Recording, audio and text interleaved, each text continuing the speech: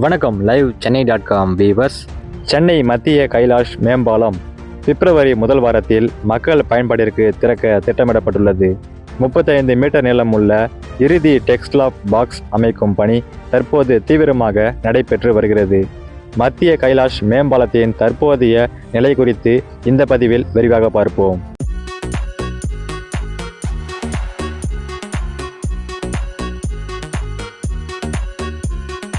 நமது சென்னையில் மத்திய கைலாஷ் சந்திப்பு போக்குவரத்து நெரிசல் மிகுந்த பகுதியாக காணப்படுகிறது. அங்கு ஒரு மணி நேரத்திற்கு சுமார் 11,000 வாகனங்கள் கடந்து செல்வதாக கணக்கிடப்பட்டுள்ளது.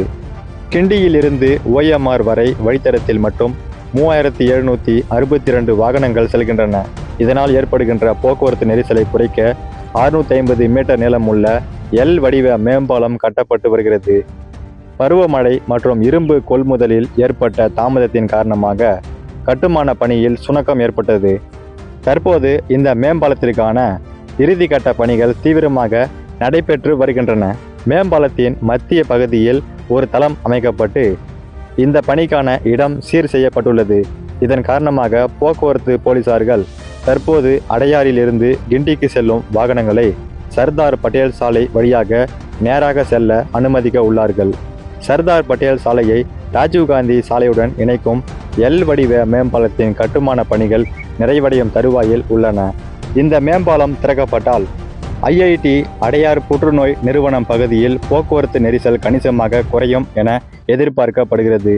அடையாறிலிருந்து துறைப்பாக்கம் நோக்கி பயணிக்கும் வாகனங்களுக்கு டைட்டல் பார்க் சந்திப்பில் போக்குவரத்து நெரிசல் அதிகரிக்க கூடும் என அதிகாரிகள் தெரிவித்தார்கள். சர்தார் பட்டேல் சாலையில் இருந்து ராஜீவ்காந்தி சாலைக்கு நெரிசலான மத்திய கைலாஷ் சந்திப்பை தவிர்த்து தடையில்லாமல் செல்ல அனுமதிக்கும் வகையில் ஒருங்கிணைந்த 3 வழி மேம்பாலம் கட்ட கையெழுத்திடப்பட்டுள்ளது. திறப்பு விழாவை தொடர்ந்து சர்தார் பட்டேல் சாலையை காந்தி மண்டபம் சாலை, ராஜீவ்காந்தி சாலை ஆகிய 3 சாலைகளிலும் போக்குவரத்து நெரிசலை குறைக்க சுழற்சி முறையில் மாற்றங்களை செய்ய மாநில நெடுஞ்சாலை மற்றும் போக்குவரத்து போலீசார்கள் திட்டமிட்டுள்ளார்கள். புதிய மேம்பாலம் திறக்கப்பட்டதும் காந்தி மண்டபம் சாலையிலிருந்து கோட்டூர்புரம் கிண்டி நோக்கி செல்லும் வாகனங்கள் புதிய மேம்பாலத்தின் கீழ் U வடிவ திருப்பம் செய்து இடதுபுறமாக திருப்பி விடப்படும். அடையாறு திருவான்மையூரிலிருந்து கோட்டூர்புரம் நோக்கி செல்லும் வாகனங்கள் அடையாறு மேம்பாலத்திற்கு முன்னால் சிக்னல் இல்லாத வலதுபுறம் திரும்பும். தற்போது சர்தார் பட்டேல் சாலையில் இருந்து அண்ணா பல்கலைக்கழகம் பக்கம் கோட்டூர்புரம் நோக்கி செல்லும் வாகனங்கள் அடையாறு மற்றும் திருவான்மையூர் நோக்கி செல்லும் வாகனங்கள் அடையாறு மேம்பாலத்தை பயன்படுத்த வேண்டும். இந்த மேம்பாலம் 652 மீட்டர் நீளமும் 7.5 மீட்டர் அகலமும் கொண்டது. புதிய மேம்பாலத்தில் போக்குவரத்து தொடங்கிய பிறகு மாற்றங்கள் கொண்டு வரப்பட உள்ளது. சர்தார் பட்டேல் சாலையில் இருந்த நடைபாதை அளவு குறைக்கப்பட்டு உள்ளது. அந்த சாலை அகலப்படுத்த பணிகள் தீவிரமாக நடைபெற்று வருகின்றன.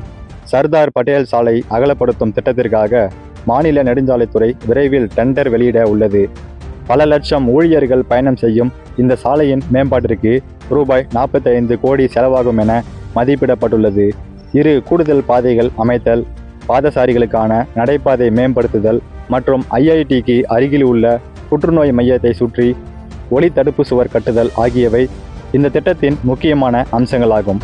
புதிய மேம்பாலம் கட்டப்பட உள்ளதால் அதன் கீழ் உள்ள 400 மீட்டர் தூரத்திற்கு ஏற்கனவே அகலப்படுத்தப்பட்டுள்ளது.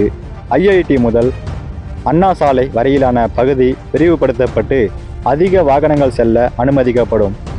இந்த திட்டப்பணிகள் 2 கட்டங்களாக மேற்கொள்ளப்பட்டு முதல் கட்டமாக IIT முதல் ராஜ்பவன் வரையிலான 1.70 கிலோமீட்டர் தூர பணிகள் தொடங்கும்.